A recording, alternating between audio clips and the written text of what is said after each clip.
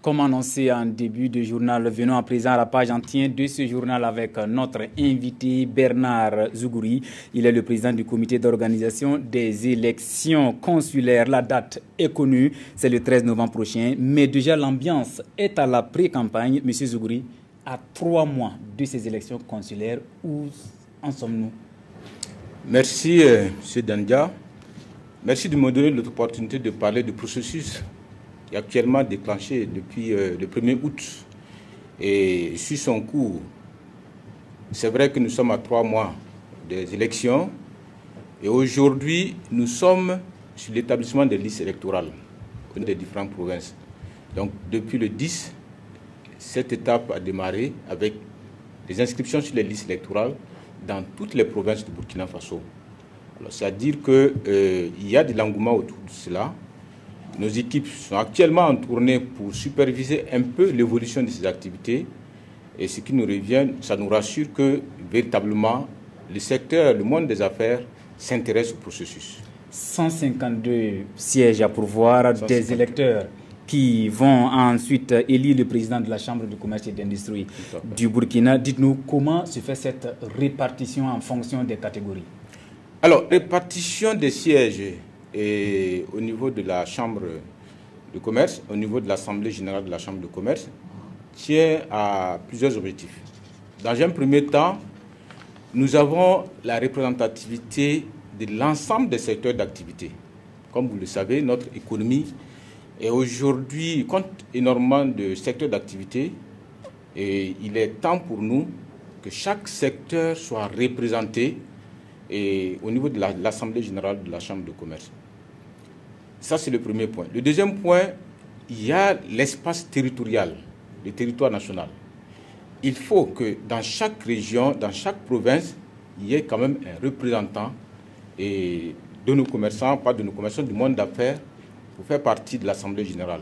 Donc c'est pour dire que la nouvelle Assemblée qui sera instituée, qui sera mise en place, tiendra compte essentiellement des activités, des secteurs d'activité, qu'il faut obligatoirement les avoir, pouvoir les représenter, tous ces secteurs, et aussi que ce soit réparti sur le territoire national. Donc, d'emblée, je crois qu'au départ, nous avons attribué d'office un siège à chaque province. Donc, chaque province, ce n'était pas le cas avant, parce que l'ancienne Assemblée ne comptait que les 11 provinces. Aujourd'hui, il est grand temps pour nous d'associer l'ensemble des provinces et l'ensemble des acteurs. Du reste, ça a été une réclamation forte de nos acteurs. Lorsque la délégation a été mise en place, la délégation spéciale qui a été mise en place, elle a parcouru l'ensemble des provinces et la préoccupation majeure qui est revenue, c'est que les provinces se sentent un peu délaissées.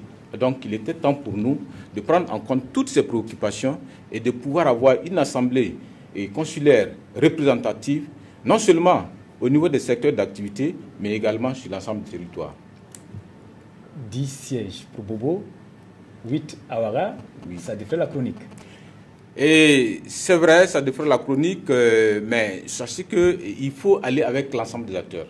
On ne peut pas, parce qu'il y a d'abord de nouveaux acteurs qui sont rentrés. Notamment, nous allons parler des pharmacies, il faut prendre en compte les bureaux de consultation, les cabinets médicaux et autres, en tout cas qui évoluent dans le secteur privé, qui ont aussi droit à une représentation et qui, normalement, qui doivent pouvoir défendre devant l'Assemblée, au niveau de l'Assemblée, les intérêts de leur secteur. Alors, c'est vrai que ça paraît peu, mais c'est le souci surtout que l'ensemble des acteurs soient représentés qui a guidé, bien sûr, cette répartition. Et c'est tout à fait normal que s'il y a développement, il faut que le développement concerne l'ensemble de l'économie, toute l'économie, mais pas une portion de l'économie.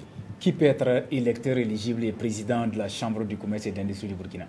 Alors, qui peut être électeur? C'est peut-être là qui est d'abord le point principal, parce que c'est tout opérateur économique qui évolue, bien sûr, dans les domaines. Parce que nous avons 3 domaines qui concernent, bien sûr, dans la Chambre de commerce à compétence. Il y a le commerce, il y a l'industrie, et il y a aussi les services. Alors, tout opérateur dans ce domaine peut se présenter. Alors, il y a aussi les gérants des sociétés, les DG des sociétés, qui sont désignés, les mandataires, bien sûr, de ces sociétés. Il y a aussi les personnes physiques qui ont des affaires, qui sont responsables, qui sont dirigeants d'une entreprise. Donc, c'est pour dire qu'une fois que tu es inscrit dans le registre, sur le registre du commerce, tu peux vraiment te présenter dans les différents domaines indiqués. Mais l'innovation majeure, c'est que l'électeur qui va pour s'inscrire indique la catégorie ou la sous-catégorie dans laquelle il souhaiterait voter, puisque c'est le vote par les pairs. Monsieur Zougouri, beaucoup de sorties médiatiques ces derniers temps avec certains acteurs visiblement mécontents par rapport au nombre de la répartition et l'âge prévu par les textes 70 ans. Dites-nous franchement, d'après vous, est-ce que ces élections vont bien se passer? En tout cas, pour nous, les élections vont bien se passer. Du reste, nous avons pris toutes les dispositions, ou du moins le ministère du Commerce a pris toutes les dispositions pour que les élections se passent dans de très bonnes conditions et en toute transparence et dans l'équité. Lorsqu'on regarde un peu la composition des commissions, je disais tantôt que nous avons 2 commissions. Il y a la commission d'organisation des élections électorales, il y a la sous-commission contrôle des listes électorales. Chaque commission est composée de 7 membres, bien sûr, plus le secrétariat qui assure, la direction technique qui assure le secrétariat. Au niveau des membres, nous avons 3 représentants de l'administration publique, à savoir le ministère en charge de la justice qui est représenté, le ministère en charge de l'administration territoriale qui est représenté, et bien sûr le ministère du Commerce qui assure la présidence de la commission, notamment de la commission d'organisation et aussi de la commission et du contrôle des listes électorales.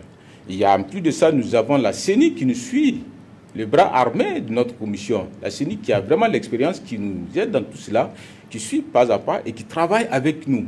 Donc l'un dans l'autre, nous avons pour souci véritablement de rendre ces élections transparentes, équitables. Et c'est ce souci qui nous anime aujourd'hui et nous pouvons rassurer l'ensemble des acteurs qu'ils n'ont qu'à faire confiance à la commission, ils n'ont qu'à faire confiance au ministre en charge de l'organisation et leur dire que véritablement nous allons travailler à rendre transparentes ces élections. Avant de suivre ce journal, est-ce que relire les textes, c'est ce que certains veulent? Absolument. Est-ce que c'est pensable actuellement? Et les textes ont été relus. Du reste, ça a été la mission de la délégation spéciale. Il y a eu beaucoup de concertations autour de ces textes. Il y a eu des amendements qui ont été faits.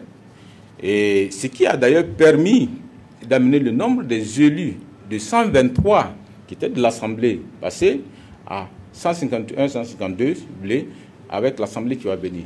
C'est pour prendre en compte, ça a pris en compte les préoccupations des uns et des autres. C'est pour dire qu'il y a eu une large concertation autour de ça.